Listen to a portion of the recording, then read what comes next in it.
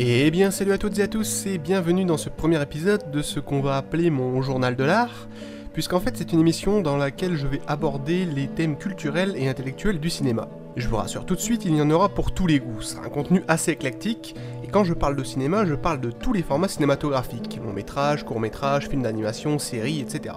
Tout ça traité d'un point de vue assez personnel forcément, puisque je vais expliquer ici ce que m'apporte le cinéma artistiquement parlant. Donc on va commencer très fort avec le titre de l'émission, Ars Gracia Artis. Pour ceux qui l'ignoreraient, Ars Gracia Artis n'est autre que le slogan que l'on retrouve sur le logo de la métro Goldwyn-Mayer. C'est une phrase en latin qui signifie « l'art pour l'art », ou « l'art est la récompense de l'art », comme vous voulez. Cela veut dire en gros que lorsque vous réalisez une œuvre artistique, quelle qu'elle soit, un film, un roman, une peinture, une chorégraphie de danse, bref, tout ce qui est relatif au domaine artistique, ce qui est important, ce ne sont pas les critiques ou les prix que vous allez recevoir, non. Ce qui a de l'importance, c'est l'œuvre en elle-même, le message que vous voulez faire passer.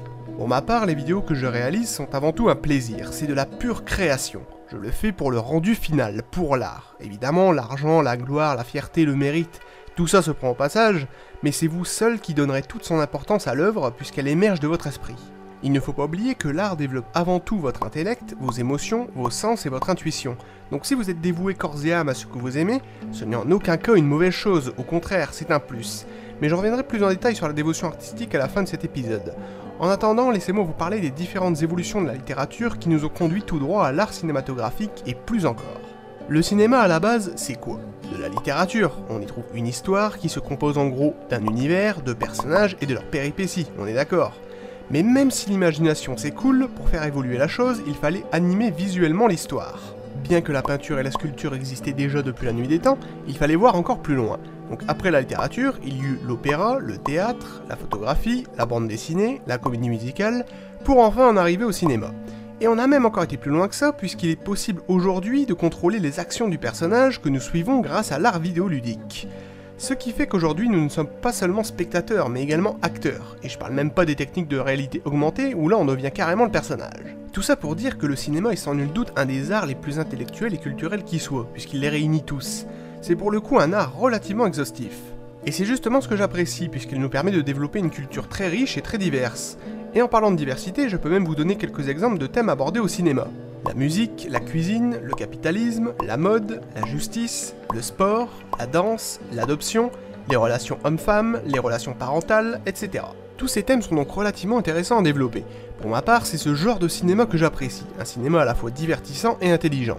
C'est d'ailleurs pour ça que je suis un grand fan du cinéma de Nolan, puisque c'est un cinéaste qui nous propose des films à gros budget, mais qui sont profonds, réalistes et intelligemment construits. Et je vais d'ailleurs en venir à non pas cette fois un film, mais un jeu vidéo qui m'a littéralement retourné le cerveau grâce à ses sujets forts et à ses personnages profondément attachants. Il s'agit de Life is Strange, un jeu à format épisodique sorti en 2015 et qui est pour moi, et là ce que je vais dire est extrêmement personnel, la meilleure expérience vidéoludique de ma vie. Je vous explique pourquoi.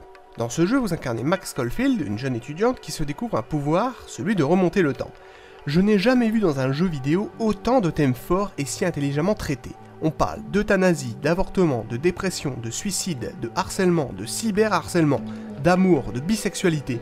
Il y a également un côté scientifique avec la théorie du chaos, ainsi qu'une ambiance très artistique, puisque Max, qui est sans nul doute la version féminine de mon état d'esprit, est une étudiante en photographie. Elle fait donc preuve d'un très grand respect artistique et aime l'art pour l'art. On en revient donc au sujet principal de cet épisode. Vous avez remarqué, je suis plutôt doué avec les transitions. Je vais d'ailleurs conclure avec ce dont j'ai parlé au tout début, la dévotion artistique. Tous les vrais artistes font de l'art avant tout pour le plaisir, et pour certains le lien qui les unit à leur art peut être très puissant.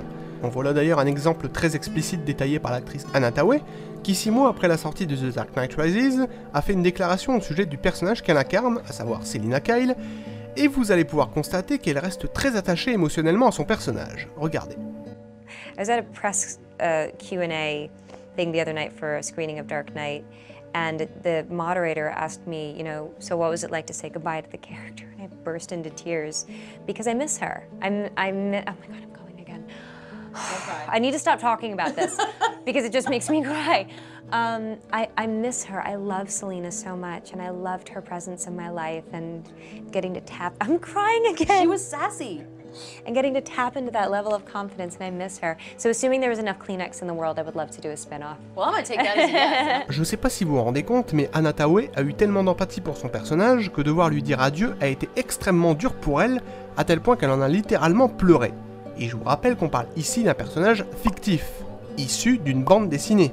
Voilà donc un parfait exemple de dévotion artistique. Et c'est justement ce genre d'esprit que je trouve fascinant, car pour Anatawe, et pour moi également, le cinéma n'est plus une simple passion, c'est devenu un besoin émotionnel, un besoin créatif, un besoin artistique, ce qui permet de réaliser des choses bien au-delà de l'ordinaire. Dans le prochain épisode, nous explorerons les adaptations livresques au cinéma, donc restez connectés. Et surtout, n'oubliez pas que TBTX vous a dit un jour que la cinématographie est un art et qu'elle se traite avec intellect et émotion. Souvenez-vous-en, c'est important. Allez, enjoy!